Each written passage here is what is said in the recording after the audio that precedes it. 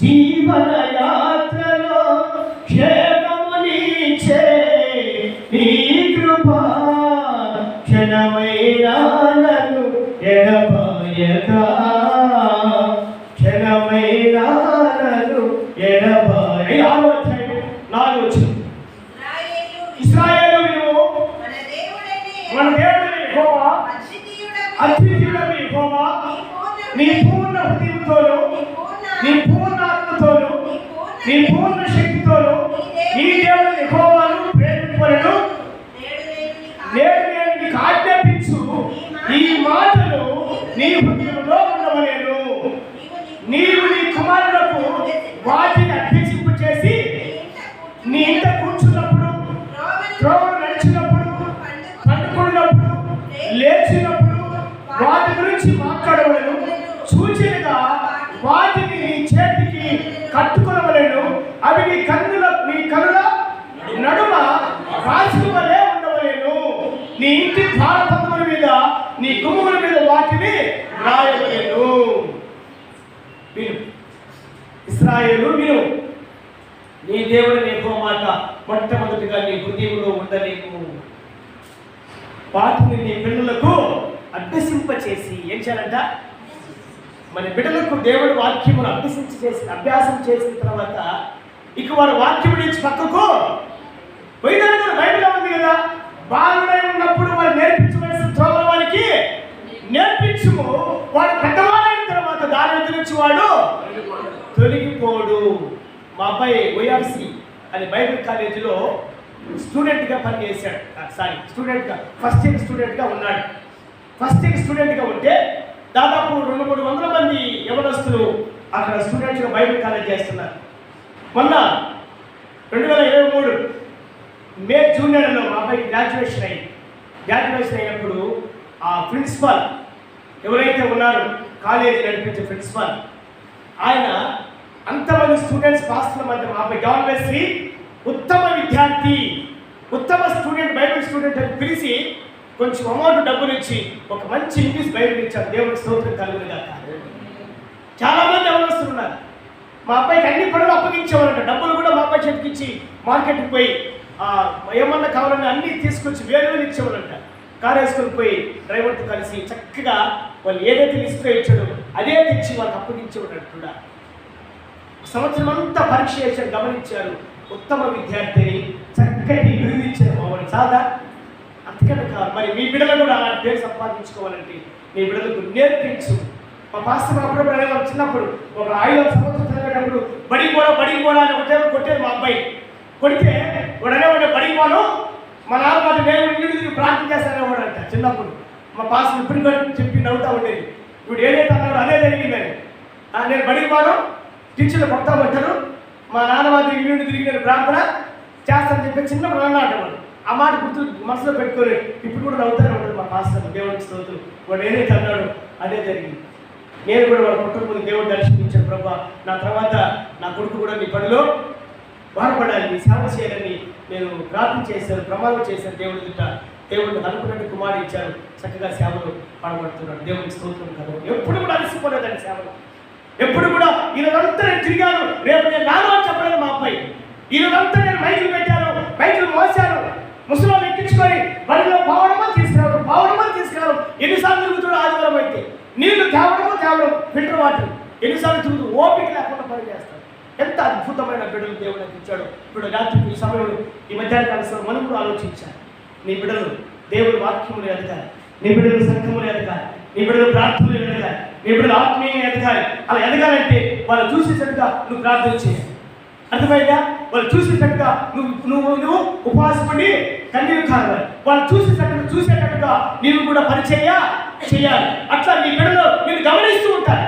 నీ బిడ్డలు నేను గమనిస్తూ ఉంటారు కాబట్టి వాళ్ళు చూసేటట్టుగా నువ్వు తగాలనుకోడు. వాళ్ళు చూసేటట్టుగా నువ్వు లోక విషయంలో కానీ కుటుంబ విషయంలో కానీ కన్నీరు కారకూడదు. నీ ఆర్థిక పరిస్థితి, నీ కుటుంబ బాధలు నీ బిడ్డలకు తెలియకుండా పెంచాలి. వాళ్ళు భార్యాభర్తలు కొట్లాడుకునే విషయాలు కూడా నీ బిడ్డలకు తెలియకూడదు. ఏదైనా కొట్లాడుకోవాలంటే వాళ్ళు బయట పంపించేసే ఫస్ట్ ప్రేమగా అంగడికి పోవాలా చెప్పండి, అంగడికి పోతాడు, కొట్లాడుకో తనుకోండి సైలెంట్ కొనండి వచ్చేసరికి.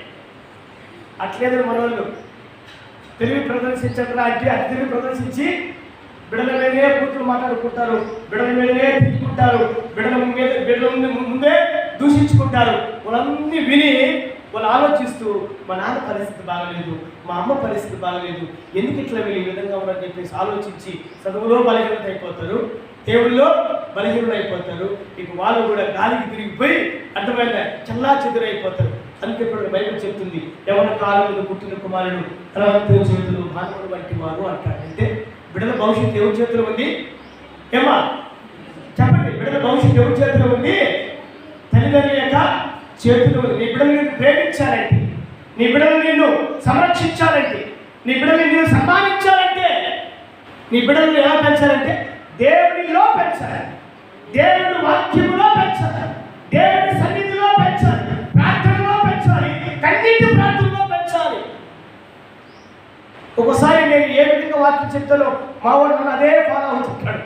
ఒకసారి ఏ విధంగా ప్రార్థన చేస్తానో అదే ఫాలో అవుతుంటాడు. నేను అట్లా చేస్తాను వాడు కూడా. అప్పుడు అనుకుంటూ ఉంటాడు, ఓహో నా గురించి మీరు బాగా వింటా ఉంటారా? నేనేమంటా, ప్రభా నీ బిడ్డలు దీవించిన ఆయన అత్యధికముగా దీవించు అంటాను నేను. అదే మాట వాడుతాడు వాడు కూడా. ఆశ్చర్యకరంగా జీవించు, ఉన్నతంగా జీవించు అని అన్నవాడు. అత్యధికంగా జీవించు ప్రభు అంటే అదే మాట కూడా వాడుతాడు వాడు.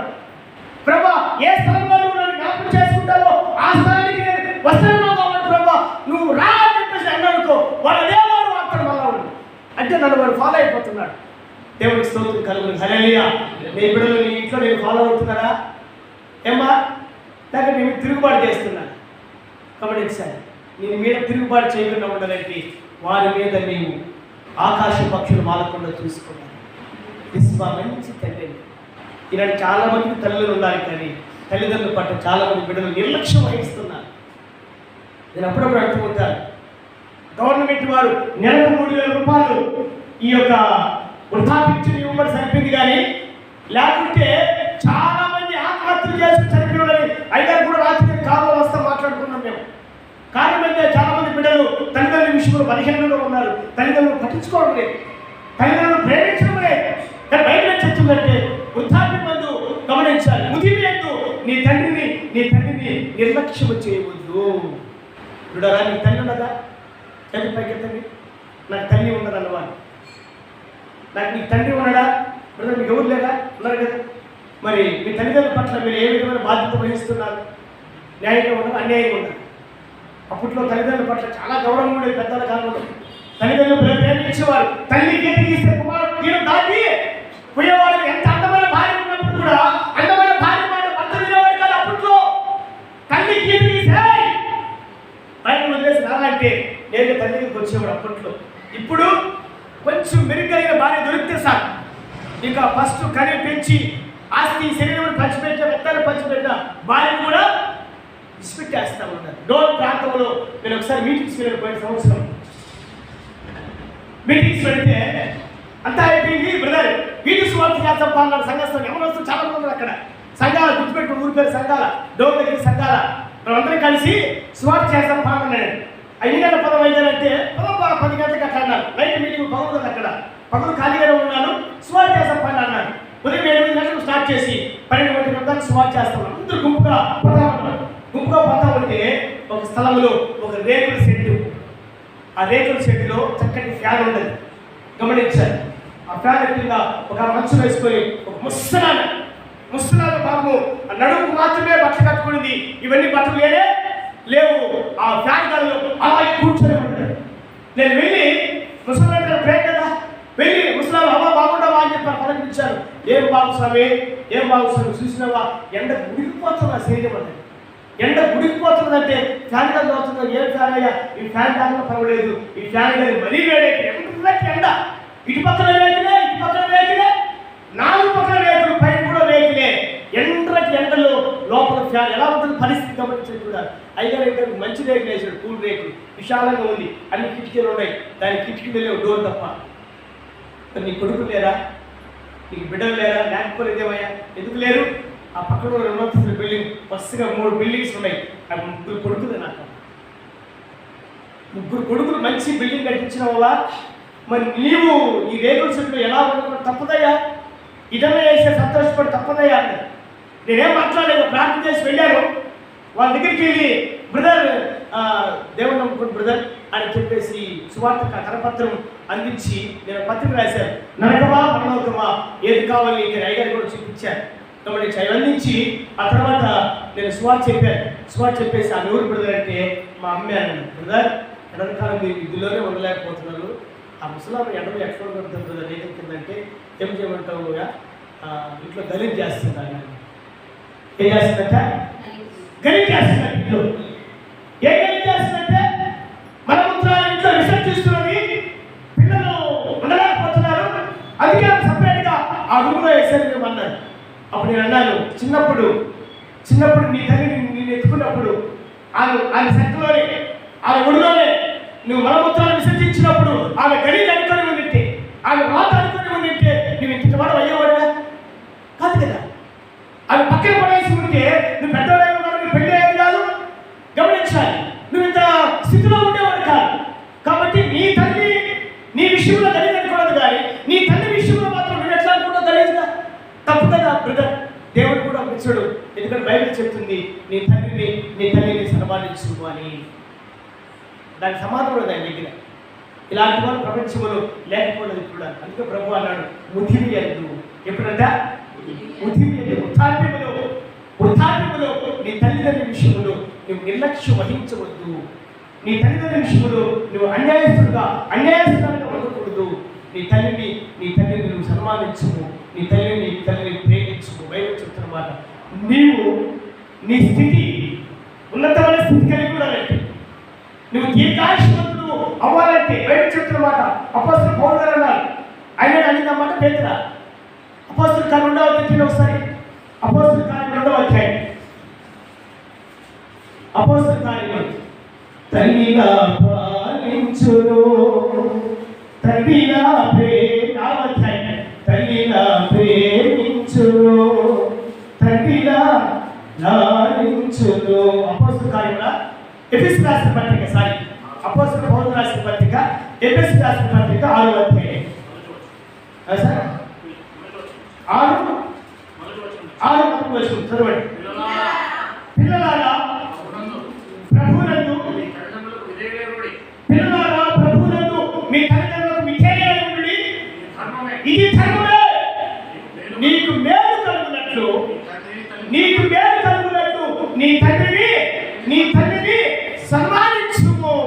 చూసిన తల్లిదండ్రులను సన్మానించడం ద్వారా ఎవరికి మేలు? నీకే, నాకే. మన తల్లిని సన్మానించడం ద్వారా, సన్మానం అంటే అర్థమైంది ఏదో చైర్ మీద కూర్చొని దానికి సింహాసనం కూర్చోబెట్టి ఒక శాఖ వేయడం, ఒక పూలమాల వేయడం, అది కాదు. కూడా తల్లిదండ్రుల విషయంలో మనం న్యాయం చేయాలి. ఏమో వారికి కావలసిన పోషణ వారికి అందించాలి, వారిని ప్రేమించాలి. ఎందుకంటే మనం జన్మనిచ్చిన తల్లిదండ్రులు వాళ్ళు. ఏం బ్రదర్, ఎంత చెప్పాను కదా, ఒక తల్లి నేను చనిపోయినా పర్వాలేదు నా బిడ్డ బతకాలి. బద్రీనాథ్ తెలుసా మీకు? కొన్ని సంవత్సరాల క్రితము బద్రీనాథ్ నుంచి ఒక కుటుంబము వస్తూ ఉన్నప్పుడు నడుచుకుంటూ యాత్రకు పోతారు సంవత్సరం. ఆ యాత్రలో అక్కడున్న ఆ కొండ పేటలు విరిగిపడి గమనించే రోడ్లో వారి మీద పడిపోయినప్పుడు ఒక తల్లి, సమయంలో తల్లి గమనించాలి. ఆ ఒక పెద్ద బండరాయి వచ్చి ఆమె గుండెల మీద పడిపోతే సంకలం ఉన్న బాబు పక్కన పడిపోయాడు.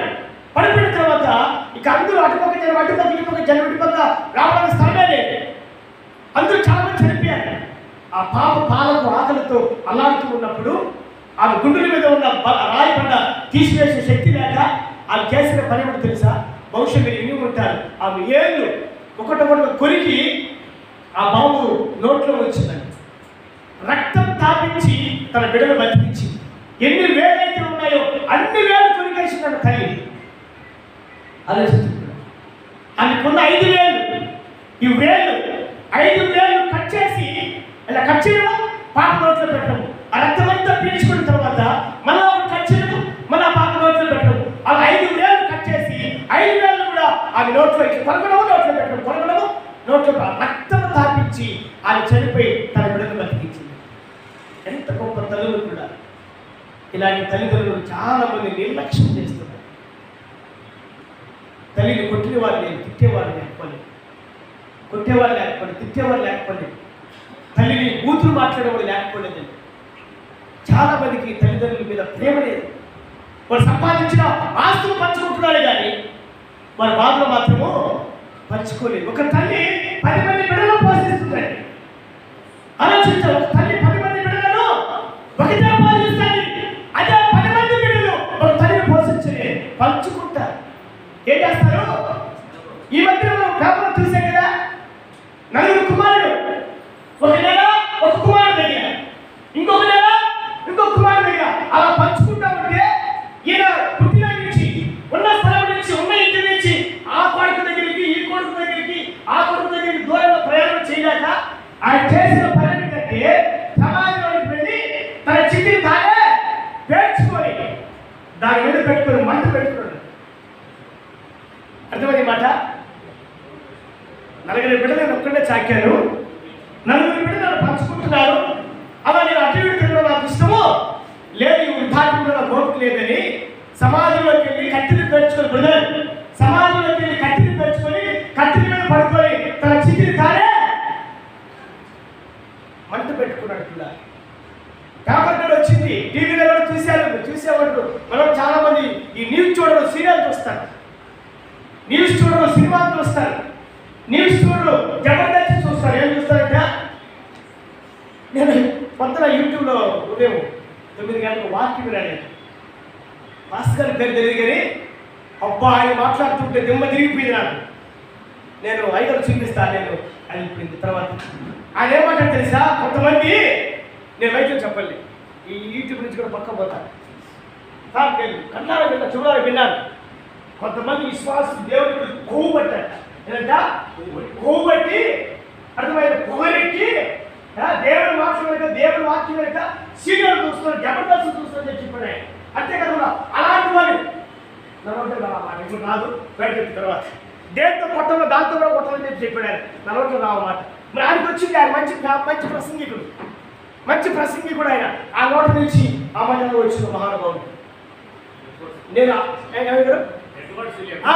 రైట్, ఎడ్వర్డ్ సిలియం గారు అంటే నేను కొత్తగా విన్నాను. అదే వ్యక్తిగా మన పాస్టర్ గారు మాట్లాడితే, అదే రోషంతో మన పాస్టర్ గారు మాట్లాడితే ఊరుకోవద్దా? నీవు సరే, నువ్వు చర్చి సరే, ఈ సంఘం సరే, ఈ సంఘం కాకుండా ఆ సంఘం, ఆ సంఘం కాకుండా ఇంకొక సంఘం, ఏ సంఘం కాకుండా నా ఇండియా ఒక సంఘం. నిజమండి, ఏమన్నా అర్థమైంది? ఏ సంఘం కాకుండా నా ఇంట్లోనే సంఘం. అమ్మాయి మొత్తం అలా మా ఇంట్లో ప్రార్థన పెట్టుకున్నాం, వేసేమరా నా ఇంట్లో ప్రార్థన పెట్టుకున్నాం. అది కొద్దిగా ఎదురు పాస్టర్ ఒకటే తిడతా ఉంటారు, ఒకటే గర్తిస్తూ ఉంటారు. చూడాలా, దేవుడు ఎవరిని ప్రేమిస్తాడు వారిని గర్తిస్తాడు. ఆమేన్. నిన్ను దేవుడు ప్రేమించలేదంటే నిన్ను దేవుడు గర్తించు. సేవకుడు నిన్ను ప్రేమిస్తున్నాడంటే, సేవకుడు నీ కుటుంబాన్ని ప్రేమిస్తున్నాడంటే నీవు నశించుకోవాలని దేవుడికి ఇష్టం లేదు. నువ్వు బహిరంగ ఉంటే సేవకుడికి ఇష్టం. కాబట్టి ఏ విషయంలో నువ్వు బహిరంగంగా ఉన్నావో ఆ విషయంలో గర్తించడానికి సేవకుడు ముందుకు వచ్చినప్పుడు ఆయన లోపడాలి. అప్పుడు నీ కుటుంబం నీవు ఆశీర్వదించబడతావు. ఈనాడు గర్తింపుకు ఇష్టపడుతూ చూడాలి. నాకు తెలుసు, మా సంఘంలో ఒక కుటుంబం గట్టిగా గర్తించారు. ఎక్కడెక్కడ తిరిగారు. లాస్ట్ నాకాలకు వచ్చారు, నేను గర్తించాను. నేను గర్తిస్తే తెలుసా, ఇక ఆచరించు తీర్చొచ్చు వద్దు, మళ్ళీ చర్చ కట్టుకోవడం స్టార్ట్ చేశారు వాళ్ళు. నిజమే మాట. కాబట్టి 5 నిమిషం చూపిస్తాను సంఘాన్ని, ఆ చర్చిని. ఆ చర్చి వద్దు, ఏ చర్చలు తిరిగారు వాళ్ళు గర్తిస్తామంటారు. అసలు విషయం ఏంటంటే ఆదివారమే వాళ్ళు పూలాపాలకు వెళ్ళిపోతారు. ఆదివారం అన్నానికి రారు. ఈరోజు సంక్రాంతి పండుగ అనుకో, ఆ రోజు పరిశుద్ధ దినం ఉంటుంది. ఆ రోజు పరిశుద్ధ దినాన్ని విడిచిపెట్టి సంక్రాంతి పండుగ పూలవడానికి వెళ్తారు. ఆ రోజు వినాయక చవితి అనుకో, ఆదివారం వచ్చిందనుకో, ఆదివారం ఆరాధన లేక పూలాపరమ ఆరాధన విడిచిపెట్టి వినాయక చవితి పూలాపరం వెళ్ళిపోతారు. ఆ రోజు పీల పండుగ వచ్చిందనుకుంటున్నారా, ఆదివారం పూలవడానికి వెళ్తారు. ఆరాధన మానేస్తారు. అన్న బ్రదర్ మీకు ఏది ముఖ్యమన్నారు? ఆదివారం వ్యాపారం చేయాలన్నా చెప్పాడు దేవుడు. పూర్వకాలంలో మోషే వ్యాపారం చేసేవాడు, కొట్టి సంపుతా ఉన్నాడు. అలాంటి పద్ధతులు ఇప్పుడు ఉంటే అసలు ప్రపంచంలో అందరూ చచ్చిపోయేవాళ్ళు, చర్చలన్నీ ఖాళీ అయిపోయాయి కదా. ఏమంటే గమనించాలి. కాబట్టి చూడాలా, మీరు నేర్చుకోండి బ్రదర్ అన్నప్పుడు ఇక లాస్ట్ అందరూ చర్చి వాళ్ళు అందరూ అతన్ని అసహించుకున్నారు. లాస్ట్ నిర్ణయానికి వచ్చారు. ఏం నిర్ణయం అంటే ఏ చర్చి మనకొద్దు, మేము ఒక చర్చి కట్టుకున్నామని ఎవరైనా చర్చి స్థలం కొరకు అప్పు చేసి చర్చి స్థలం కొన్నారు. ఇప్పుడు నా కాడికి వచ్చారు, సార్ మాకు కూడా సహాయం చేయమంటే చర్చి కట్టుకొని ఉపవాసాలను కన్నీరు కాల్చి ప్రేమిస్తూ ఇంత ప్రేమ చూపిస్తుంటేనే విశ్వాసం సరిగా రావట్లేదు. బ్రదర్, నువ్వు సరిగా వాక్యానికి ఆనందానికి సరిగా రావు. నువ్వు చర్చి కట్టుకుంటే నీ కాడికి ఎవరితో పోతానంటే ఒకటని ప్రేమ చూపించే దగ్గరికి స్థలాలు విశ్వాసం కనపడరు. ఎక్కడ కనపడతారు బ్రదర్? గద్దించే సంఘంలో విశ్వాసం కనపడరు. ఎక్కడ కనపడతారు? ఎక్కడ కనపడతారు? నువ్వేమైతే నువ్వు మా చర్చికి రా, నువ్వు సినిమాకి వెళ్ళి సినిమాకి వెళ్ళి ప్యాకెట్ ఆడుతావు, మూడు ఏదైనా చేయి, మా చర్చికి మిమ్మల్ని గద్దించమంటే ఆ మాత్రం ఉంటున్నారు ఇద్దరు గుంపులుగా. అర్థమైందా? అక్కడ పెద్ద కొరడు గుంపులుగా పట్టుకున్నారు. అర్థమైందా? అక్కడ కూడా గుంపులు అన్ని చూసుకుంటా నిలకడగా పరిశుద్ధంగా స్ట్రిక్ట్గా ఉండే సంఘములు నలుగురే ఉంటారు. దేవుడికి స్తోత్రం కలుగుతారు. హల్లెలూయా. ఇప్పుడు సతీష్ కుమార్ గారు ఉన్నారు. సతీష్ కుమార్ గారు చర్చి ఎక్కడ వస్తున్నారు? వేల మంది వస్తారు. ఈరోజు గద్దిస్తున్నాడు ఆయన. ఆడికి పోయి సినిమా లేరా లేరా వాక్యం విని సినిమా లేరా? సినిమా వాళ్ళ చర్చకొద్దా అంటాడు ఆయన. తాగే వాళ్ళ చర్చకొద్దా అన్నాడా? అందరూ రండి, అందరూ రండి. అక్కడ బుకింగ్లో అక్కడ రిజర్వేషన్ డబ్బులు కట్టి చర్చ కూర్చుని తెలుసా? వాళ్ళ పక్కన నిలబడుకుని ఫోటో తీసుకోవడంలో 10,000 కావాలంట. దాని వరకు కూడా పోతారు. పిచ్చి, ఇక పిచ్చి అయిపోయింది అందరికీ. ఆయన చూడు పుట్టు వేసుకున్నాడు కాబట్టి ఆయన పక్కన నిలబడుకొని సతీష్ కుమార్ దగ్గర ఫోటో దిగాను అని చూపించుకో. డబ్బులు కట్టి వెళ్తారండి. డబ్బులే వద్దు, నాయన చర్చగా దేవుడు రావట్లేదు. మారిపోయింది, జనం మారిపోయింది. పచ్చదనాన్ని కోరుకుంటున్నారు అందరూ. దేని కోరుకుంటున్నారు? పచ్చదనాన్ని. పశువులాగా పశువులు ఎక్కడ పచ్చుకుంటే అక్కడ వెళ్ళిపోతాయి. అది కష్టపడి పంట పెట్టాడే, పాపం వాడు రైతులు నష్టపరచకూడదు అనుకుంటాయా? అందుకే ప్రభు అన్నాడు, వీరు పశుప్రాయులు. ఎవరు మీరు? పశుప్రాయులు. వీరికి తెలివి లేదు. ఎవరు తెలివి లేదంట? ఎక్కడ పచ్చుకుంటారు వెళ్ళిపోయేవాళ్ళు తెలివి లేదు. ఇంకొంతమంది ఇక్కడ ఆహారం తింటారు, అక్కడ బిల్లు తినేస్తారు. ఇదే పాస్తం. ఇది మరీ విచిత్రంగా కూడా చూడాలి, గమనించండి. ఇక్కడ తింటారు, ఫుల్ మీల్స్ ఇక్కడ తింటారు, అక్కడ బిల్లు కట్టొస్తారు. ఇక్కడ బిల్లు కట్టొస్తారు సతీష్ కుమార్ దగ్గర, తర్వాత శ్రీరామ్ పాల్ దగ్గర, అనిల్ కుమార్ దగ్గర, గుత్తిలో. నేను కొంతమంది పాస్టర్ చెప్పడం విన్నారు, బాధ అనిపించింది. పాస్టర్ గారు ఆ జనవస్తే నేనే ప్రార్థన చేశాను, వాళ్ళు సాగుతే సమాధానం నేనే చేశాను, సమర్థాలను నేనే చేశాను, పెళ్ళిళ్ళు చేశాను, పంటలు పడితే మూటలు మోసుకొని గుర్తికి వెళ్తానండి. ఎంత బాధ. ఆయనకే తక్కువ ఉందా? మనం పోయి అడుగు 10 లక్షలు ఇస్తాడేమో చర్చి కట్టుకున్నామని ₹1. కానీ వీళ్ళు మాత్రం మోసుకుని మాత్రం 10 మందిలో నా పేరు రావాలి. 10 మందిలో నిలబెట్టుకొని ఇదిగో మార్తమ్మ గారు ఒక 10 కేజీలు ఒక 10 బస్తాలు మిరపకాయ తెచ్చారన్నప్పుడు ఇవి ఉప్పిగిపోతున్నాం ఆయన. ఆ తర్వాత మళ్ళా మంది మార్తమ్మ గేట్లు ఎవరోపో అంటారు. అక్కడ మూట నెత్తులు ఉన్నప్పుడే ఈ ముఖం వస్తారు, చేతులు కట్టలు ఉన్నప్పుడే ఈ ముఖం వస్తారు. అంతా మనసునాడు పోయి మనసునాడు సార్ ఆ రోజు 10 క్వింటాలు మిరపకాయ తెచ్చారు కదా, 2 క్వింటాలు కందులు తెచ్చారు కదా, 2 క్వింటాలు 3 క్వింటాలు శనగలు తెచ్చారు కదా, ఒక 10 బస్తాలు ఒడ్లు తెచ్చారు కదా, నేనే మాట్లాడాలంటే పక్కన అంటారు. అదే మన పాస్ అయితే ఎప్పుడు గుర్తుపెట్టుకునేవాడు. ఎప్పుడు ఆయన మనసులో నీవు మెదులాడుతూనే ఉంటావు. ప్రభా వాళ్ళ కష్టాజీతము మాకు ఇచ్చారు ఆయన, వాళ్ళు దీవించమని నీ కొరకు ప్రార్థన చేస్తారు. అయితే వాళ్ళు నీ కొరకు ప్రార్థన చేస్తారా? నీ పేరు పెట్టి ప్రార్థన చేస్తారా? నీ కుటుంబం కొరకు ప్రార్థన చేస్తారా? చెడు అసలు ప్రార్థన శక్తి ఏంటో తెలుసా? వాళ్ళ గొప్పతనం కాదు. ఇక్కడి నుంచి 1000 మంది పోయి 1000 మంది ఒకేసారి నుంచి ప్రార్థించడం వల్ల అక్కడ అగ్గి గుర్తుందే కానీ వాళ్ళేమో అభిషేకించబడిన వాళ్ళ ప్రార్థన వాళ్ళు కాదుకుంటున్నారు. ఇది గుర్తుపెట్టుకుని ఎప్పుడు కూడా. ఒకసారి బెన్హీన్ గారు, ఎవరైనా బెన్హీన్ గారు స్టేజ్ మీద అద్భుతాలు ఆశ్చర్యపడే కార్యక్రమం చేస్తా ఉంటే కుంటి వారు వేస్తున్నారు, చనిపోయిన వారు బతుకుతున్నారు, అనేక అద్భుత కార్యాలు జరుగుతున్నాయి. ఒక బ్రదర్ వెళ్ళి సార్ మీ మీటింగ్ లో ఇలా అద్భుతాలు కారణం ఏంటి అన్నప్పుడు ఆయన చేశారంటే స్టేజ్ కిందికి దిగాడు. దిగి గమనించాలి. ఇప్పుడు స్టేజ్ కదా, ఈ స్టేజ్ పెద్ద స్టేజ్ కింద ఒక గ్రౌండ్ లాగా ఉంది. అందరి కింద సాపరేసుకొని 100 మంది వాలంటీర్లు ప్రార్థన చేస్తున్నారు, 100 మంది విశ్వాసులు ప్రార్థన చేస్తున్నారు. పైన అద్భుతాలు నా ద్వారా జరగడానికి కారణం ఏంటంటే ఇదిగో నా బిడ్డలు ప్రార్థిస్తని చెప్పేసి ఒకసారి కథం ఇలా లాగిన తర్వాత పిల్లరా ఇక్కడ లోపల కూర్చొని 100 మంది ప్రార్థన చేస్తున్నారు. అయ్యగారు వాక్యం చెప్పిన నేను అయ్యగారు సంఘానికి సభకు వచ్చిన జనాన్ని నేను చూడాలనుకోలేదు. అయ్యగారు చేసే అద్భుతాలు నేను చూడాలనుకోలేదు. పాటలో నేను పాల్గొనడానికి భాగస్థులు కావాలనుకోలేదు. వారు ఏమనుకున్నారు గమనించాలి. దేవుడి ద్వారా ఇక్కడ సభకు రూపంలో అద్భుతాలు చేయాలి అనే ఉద్దేశంతో అనేక 100 మంది ప్రార్థన చేస్తూ ఉన్నారు. ఇక్కడ అనేకులు నడిపించబడాలి, అనేక మంది స్వస్థత పొందుకోవాలి, అనేక మంది మారు మనసు పొందాలని అక్కడ 100 మంది ఉపవాసాలు ఉండి కన్నీరు కాల్సి ప్రార్థిస్తున్నారు. ఇంతమంది ప్రార్థన ద్వారా పక్కన పట్ల దేవుడు అద్భుతాలు పక్కన ద్వారా దేవుడు చేస్తున్నారు. అంతేకాని అద్భుత కుమార్ భార్య కాదు, అద్భుత కుమార్ ఆయన కాదు. సంఘం 7 మంది వెళుతున్నారు, 7 గంటలు మోకరిస్తున్నారు. ఎన్ని గంటలు? 7 గంటల 5 7 8 9 10 11 1 ఎన్ని గంటలు? 7 గంటలు ప్రార్థన చేస్తున్నారు. ఈ వీడే 100 మంది 7 గంటలు దేవుడు స్తుతిస్తున్నారు. 100 మంది 7 మంది దేవుడిని కనపరుస్తున్నారు. 7 గంటలు దేవుడు కనపరుస్తున్నారు. అలా నీవు కూడా దేవుడిని కనపరిస్తే, నీవు కూడా దేవుడిని మహిమపరిస్తే, నీవు కూడా దేవుడిని స్తుతిస్తే మన సంఘంలో ఐక్యం పుడుతుంది. అగ్గి పుడితే అగ్గికు ఈ అగ్గి శనకు అనేక పాపాలు కాలిపోతాయి, దెయ్యాలు వెళ్ళిపోతాయి, రోగాలు స్వస్థత కలుగుతాయి కూడా. కాబట్టి దాని కారణం నీవే కానీ సేవకుడు కాదు.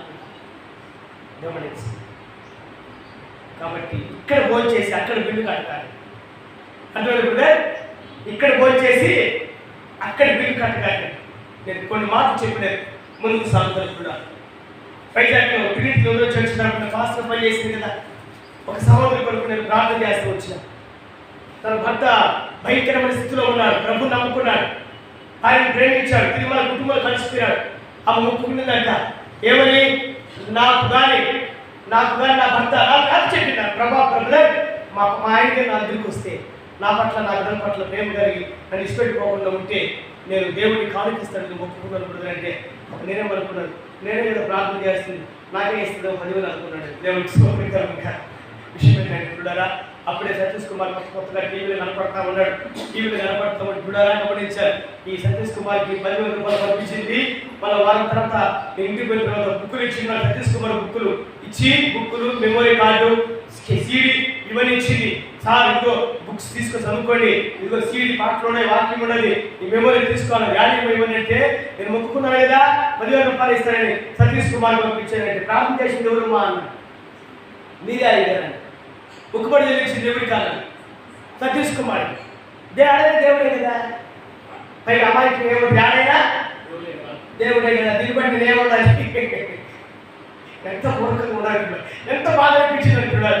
ఏడ్చి కన్నీరు కాచి రాత్రి పనులు నాకు పట్టుకుని నేను ప్రార్థన చేస్తే నాకేమో సీడీలు, నాకేమో బుక్కులు, నాకేమో 10,000 పైగా అప్పు చేసి పంపించింది అన్న పనికి మారిందా, అప్పు చేసి పంపించింది అన్న.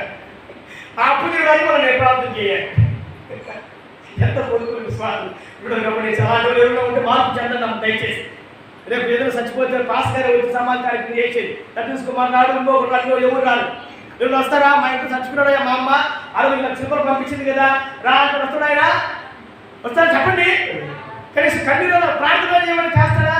నీ ఫోన్ కూడా అందుబాటులో ఉన్నాడు ఆయన. ఎవడో చెప్తాడు అయ్యా సతీష్ కుమార్తో మాట్లాడాలంటే ఇంట్లో పడుకోవడం వేసి రూములో, కానీ ఆయన లేడో పంపించింది అంటారు.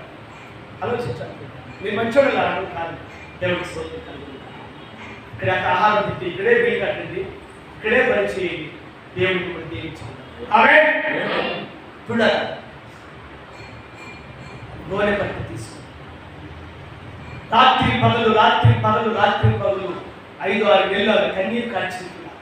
నా బిడ్డల మీద ఆకాశ పక్షులు బాగకూడదు, నా బిడ్డలను క్రూర మృగాలు ముట్టకూడదు.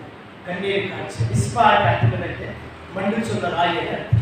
నిస్పాటి అర్థమైంది మండుచున్న రాయని అర్థం. ఆమె మండుతూనే ఉంది, తన బిడ్డల కొరకు మండుతా ఉన్నది, మండిస్తా ఉన్నది, ఆరిపోలేదండి.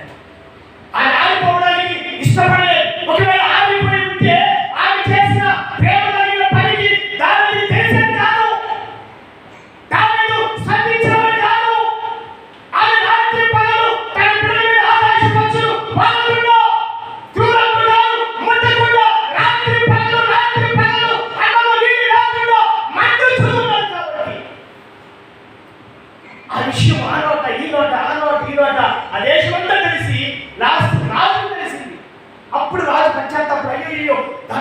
చనిపోయి 6 నెలలు అయితే పరిగెత్తుకుంటూ వచ్చి ఇక యోనాతాను ఎముకలను సౌలు ఎముకలను తెచ్చి 2 ఎముకలు ఈ 7 మొత్తం ఎంతమంది 9 మందిని ఒకేసారి సమాధి చేసినాడు. దేవుడికి స్తోత్రం కలుగునుగాక.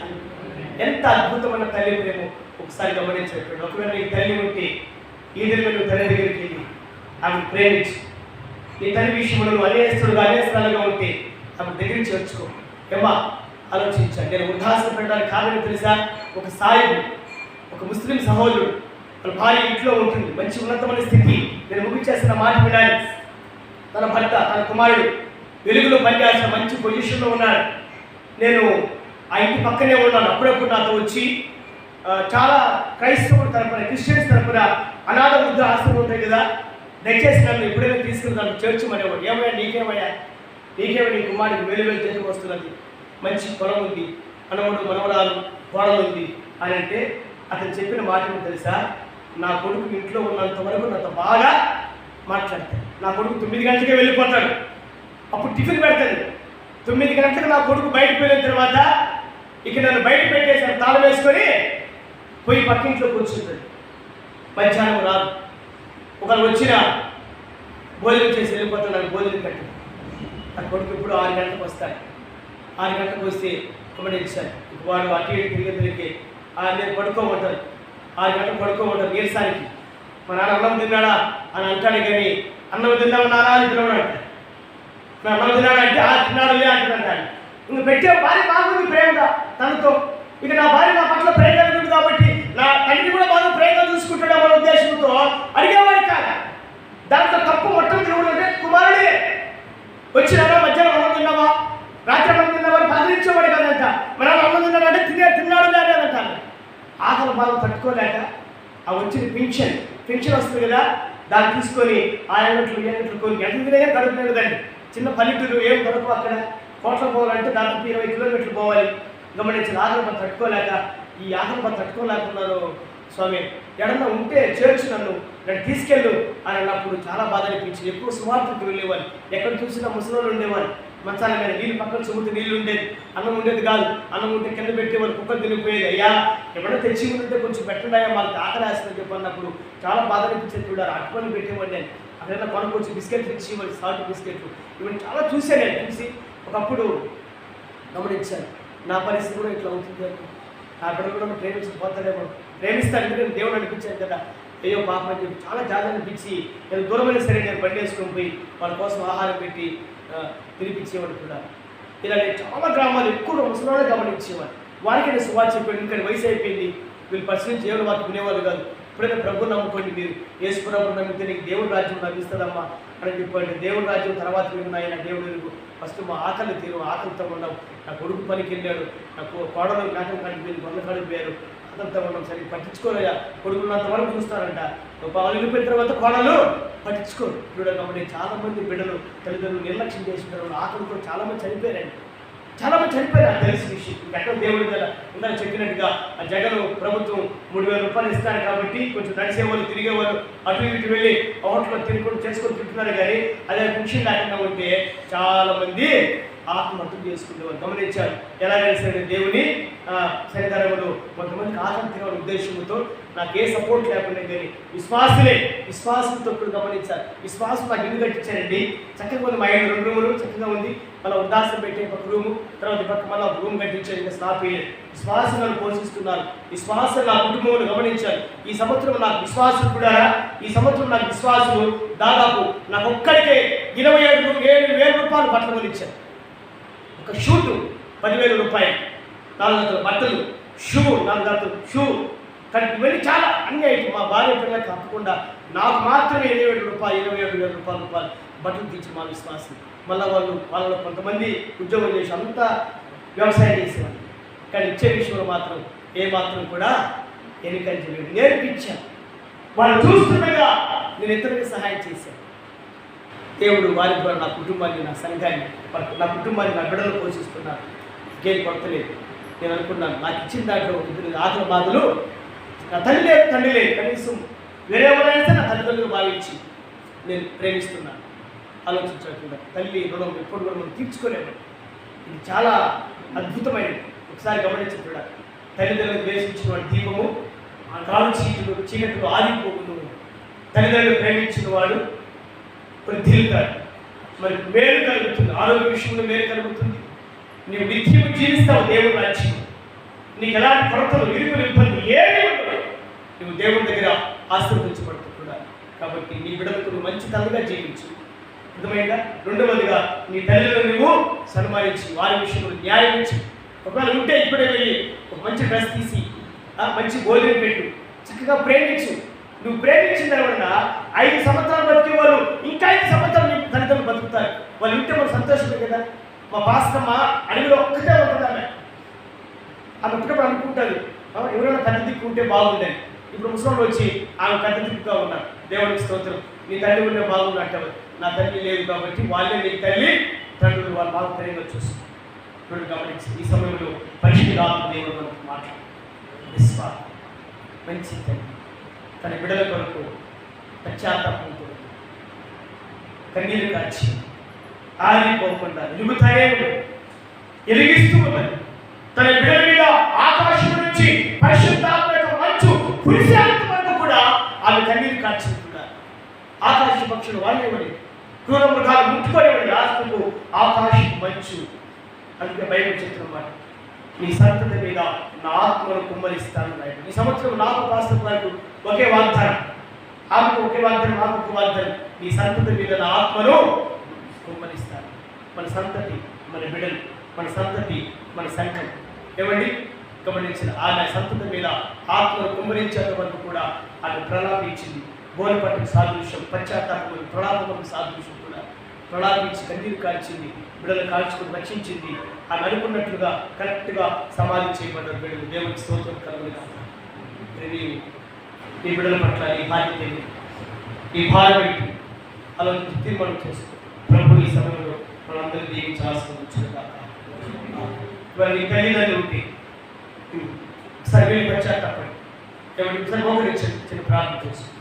ఈ తల్లి విషయంలో, ఈ తండ్రి విషయంలో ఎలాంటి యొక్క బాధ్యత వహిస్తున్నాము. నిర్లక్ష్యం దేవుని దృష్టిలో పనికిరాదు. ఆమె ఆస్తి పంచుకుంటారే, ఆమె కష్టాలు పంచుకో. తల్లిదండ్రులు ఆస్తి పంచుకుంటేనే